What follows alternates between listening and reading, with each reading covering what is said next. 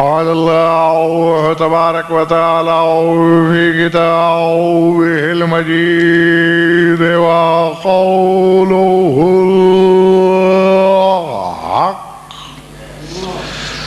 تعلم ما في نفسي ولا أعلم ما في نفسك صلوات بعض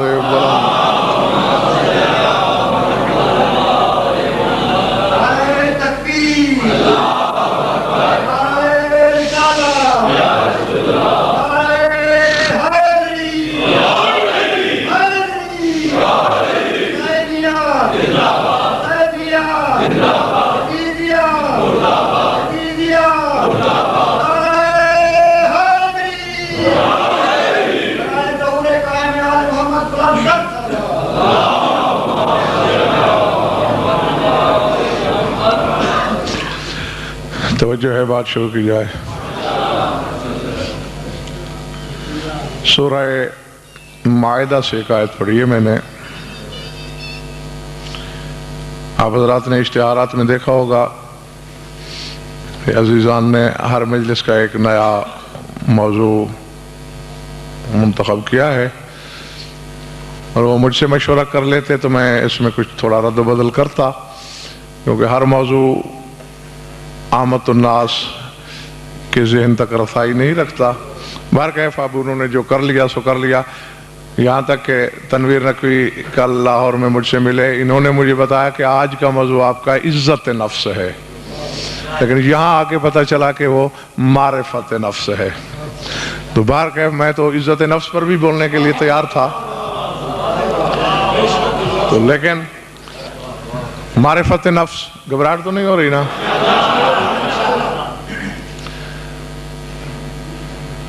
ظاہر ہے روزانہ موضوع ہی الگ ہے، تو اب مجھے یہ انتظار نہیں ہوگی کہ کچھ سامعین اور آئیں تو انہیں میں اپنے موضوع کے سلسلے کا ساتھی بناؤں، کیونکہ روزانہ کی مجلس جو ہے وہ الگ اور مکمل ہے۔ در حقیقت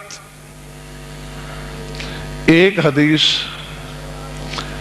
جس نے ہر دریدہ دہن اور گستاخ علم کو معرفت توحید میں در اندازی کا حق دے دیا ہے، اور اس کی وجہ یہ ہے کہ اس حدیث کو بڑے بڑے سمجھ ہی نہیں سکے، اور وہ حدیث اپنی شہرت تک عالم اسلام کے بچے بچے تک پہنچی ہوئی ہے۔ من عرف نفسہ فقد عرف ربہ، کہ جس نے اپنے نفس کو پہچان لیا اس نے اپنے رب کو پہچان لیا، اور لا حول ولا قوت الا باللہ، یعنی اس کے جواب میں اس سے زیادہ بلیغ جملہ میرے پاس کوئی نہیں۔ کہاں ہے یہ بات؟ یہ تو میرے سامنے صاحبان علم کا مجمع ہوتا، سارے کے سارے علماء ہوتے، تو پھر میں ان کے ساتھ اس پر بات کرتا کہ کس معیار سے آپ نے یہ سمجھ لیا ہے کہ اپنے نفس کو پہچاننے کے بعد اللہ سمجھ میں آ جاتا ہے۔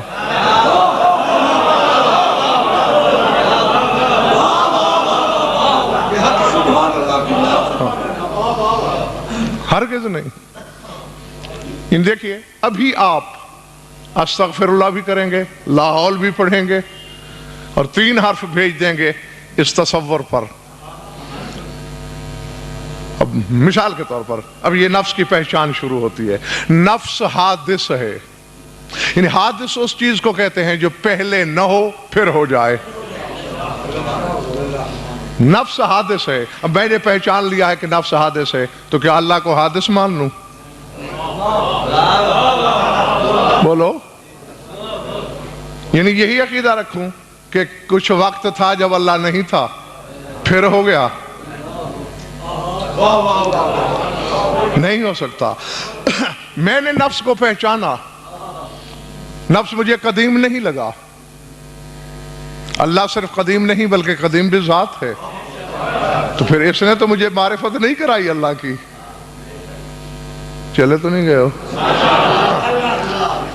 بلکہ یہ یوں سمجھ لیں کہ یہ 10 مجالس نہیں، ہمارا ایک عرفانی علمی سبق ہے، اور جہاں آپ کو کسی تشریح کی ضرورت پیش آئے میں آپ کو کھلے دل سے یہ حق دیتا ہوں کہ آپ میرا بیان روک لیجئے گا۔ ہاں، ابھی تک آپ کو یہ ادراک تو ہو گیا ہوگا کہ رٹ کے میں کبھی بیٹھا نہیں، اور یہ موضوع تو آپ کے اپنے دیے ہوئے ہیں، مجھے پتہ ہی بخدا مجلس کی قسم آج چلا ہے کہ کس دن میں نے کس موضوع پر آپ سے بات کرنی ہے، تو پوچھ لیجئے گا، تشریح مانگیے گا، تاکہ کوئی گنجلک، کوئی خلش، کوئی کھٹکا آپ کے دماغوں میں نہ رہ جائے۔ نفس حادث ہونے کے بعد حالک بھی ہے، کل نفس ذائقۃ الموت، ہر نفس موت کو چکھنے والا ہے۔ تو میں نے اپنے نفس کو پہچان لیا کہ وہ موت کو چکھے گا، کیا خدا بھی ایسا ہے؟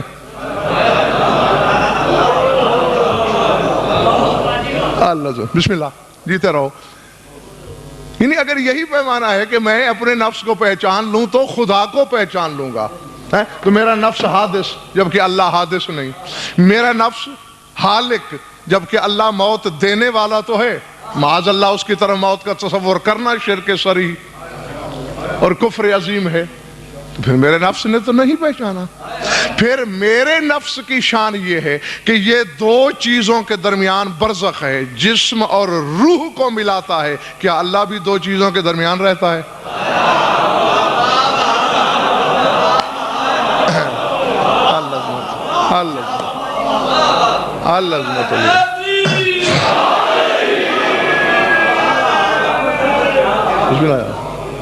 ہاں، تو اب آپ کے چہرے بتا رہے ہیں کہ آپ سب نے اس نظریے کی نفی کر دی ہے کہ ہم اپنے نفس کو لاکھ پہچانے، توحید سے دور تو لے جاتا ہے، اس کے قریب نہیں کرتا۔ اور پھر لفظ عارفہ کا ہے، عالمہ کا بھی نہیں، یہ بھی نہیں حدیث میں کہ وہ رب کو جان لے گا، نہیں، پہچان لے گا۔ جاننے اور پہچاننے میں بڑا فرق ہوتا ہے۔ ایک بندے نے میرا نام سن رکھا ہے، وہ جانتا تو ہے کہ کوئی غضنفر ہے مگر مجھے پہچانتا نہیں۔ اللہ، سمجھ آ گئی بات؟ جی ہاں، اور یہاں بات جاننے کی نہیں ہو رہی، پہچاننے کی ہو رہی ہے۔ اور ذرا جاگیے گا، اور سورہ مائدہ سے جو میں نے آیت پڑھی تھی، یہ کسی عامی کا قول نہیں، کسی جاہل کا کلمہ نہیں، کسی عالم کی گفتگو نہیں، عیسیٰ جیسا اولو العزم پیغمبر اللہ سے کہہ رہا ہے۔ اب ذہن میں رکھیے، جاننا اور ہے، پہچاننا اور ہے۔ جاننا پستی ہے، پہچاننا بلندی ہے۔ اور عیسیٰ اللہ سے کہہ رہا ہے تعلم ما فی نفسی ولا اعلم ما فی نفسک، تو جانتا ہے میرے نفس میں کیا ہے، میں نہیں جانتا تیرے نفس میں کیا ہے۔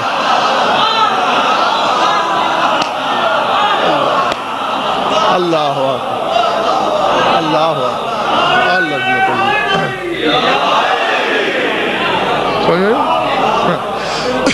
تو جب عیسیٰ جیسا جانتا نہیں، ملا پہچانتا کیسے ہے؟ سمجھ میں آ رہی بات نہیں؟ ہاں، شاد باش، الحمدللہ۔ اب مجھے یقین ہے، بلکہ یقین واثق ہے، کامل ہے، کہ جو پیغام میں آپ تک پہنچانا چاہوں گا اسے آپ سمجھ لیں گے۔ میرا نفس مصنوع ہے، یعنی خود سے نہیں بن گیا۔ دیکھیں، آپ میں سے ہر شخص اپنے آپ پر نظر ڈالے، کیا آپ نے اپنے آپ کو خود بنایا؟ نہیں، یعنی عقل نفی کر دیتی ہے، مشاہدہ اس کی رد کر دیتا ہے کہ ہم نے اپنے آپ کو خود نہیں بنایا۔ ٹھیک ہے نا؟ جب خود نہیں بنایا، کیا ہم جیسے کسی نے ہمیں بنایا ہوگا؟ سوال ہی پیدا نہیں ہوتا، کیونکہ اگر ہم جیسا ہمیں بنا سکتا تو ہم اپنے آپ کو خود بنا لیتے۔ جس طرح ہم عاجز ہیں اپنے آپ کو بنانے میں، تو جو ہم جیسا ہے وہ بھی عاجز ہے ہمیں بنانے میں۔ اور خود سے بن نہیں سکتی کوئی چیز، یعنی بنا بغیر بانی کے ہوتے ہی نہیں۔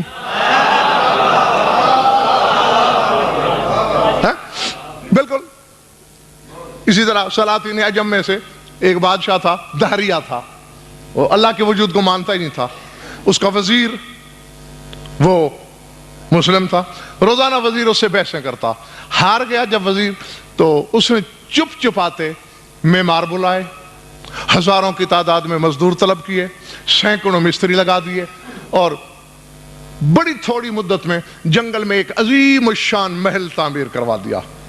اس نے بادشاہ سے کہا کہ ذل الہی چلیے ذرا شکار کھیلیے، شکار کو چلتے ہیں۔ شکار کو نکلے تو جان کے وزیر نے راستہ وہی لیا جہاں وہ محل بنا ہوا تھا۔ بادشاہ نے ہوئے یہ عظیم الشان محل یہاں کس نے بنایا؟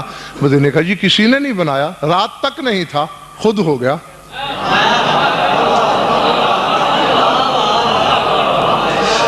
بادشاہ سلامت، میں رات یہاں سے گزرا ہوں، بالکل چٹیل صفا میدان تھا، کچھ نہیں تھا، یہاں محل کا نام و نشان ہی نہیں تھا، خود بن گیا۔ بادشاہ نے تلوار نکالی، مذاق کرنے کی جرت کی ہمارے اس بارگاہ میں یہ جسارت، ہمیں اتنا بے عقل اور بے وقوف اور احمق سمجھ رکھا ہے تم نے؟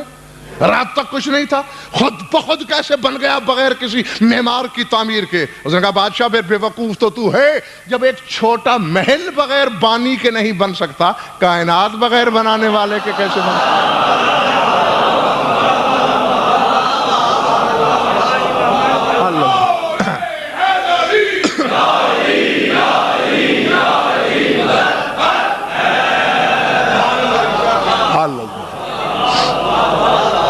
سمجھ میں آگئی بات دوستو جی؟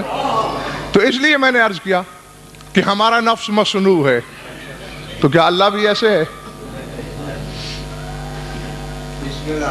یعنی اگر اللہ مصنوع ہے تو پھر اس کا سانے ڈھونڈنا پڑے گا کہ جس نے اس کو بنایا ہوگا، جبکہ ایسا نہیں۔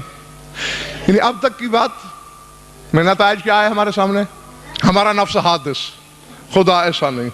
ہمارا نفس حالق، خدا ایسا نہیں۔ ہمارا نفس رابطہ اور برزخ، خدا ایسا نہیں۔ ہمارا نفس مصنوع، اللہ ایسا نہیں۔ یعنی اس نفس کی معرفت نے ہمیں خدا سے دور تو کیا،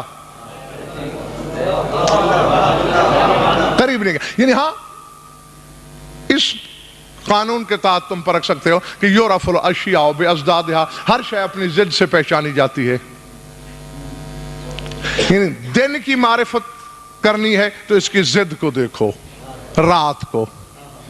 یعنی جب اندھیرا سمجھ میں آ جائے گا پھر روشنی کی معرفت ہو جائے گی۔ علم کی معرفت حاصل کرنی ہے تو جہل کو دیکھو، جب جہالت سمجھ میں آئے گی اس کی ضد سمجھ میں آ جائے گی۔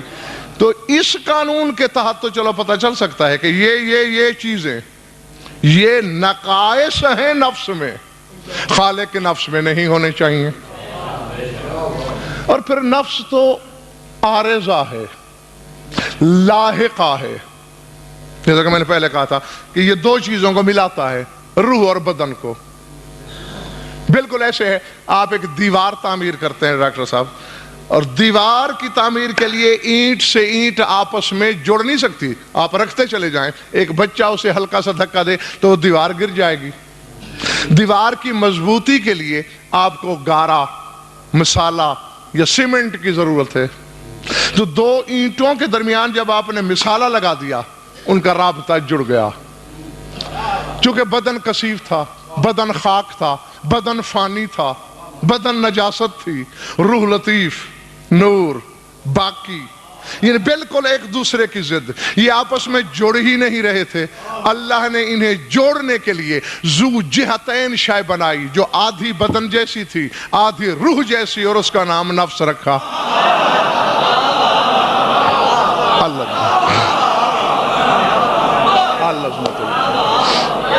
سمجھ میں آئی بات؟ اللہ وہ آدھا روح جیسا ہے، آدھا بدن جیسا ہے، اور دونوں اپنے اپنے مقام پر مطمئن اور خوش ہیں۔ روح خوش ہے کہ میرا رابطہ اپنی جنس سے ہے،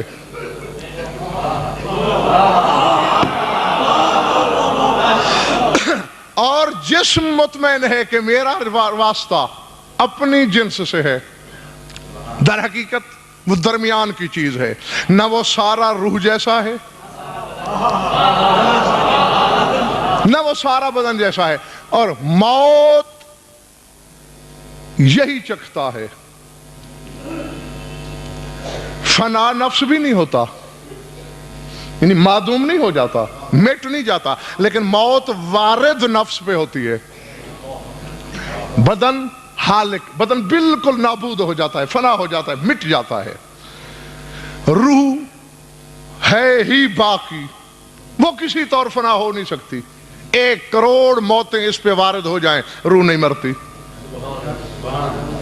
بدن بالکل مر جاتا ہے، روح بالکل نہیں مرتی، چونکہ یہ درمیان کی چیز ہے. موت کو چکھتا یہ ہے، محسوس بدن کر لیتا ہے.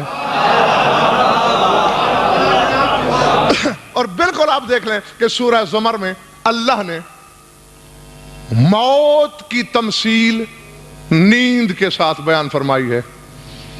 اللہ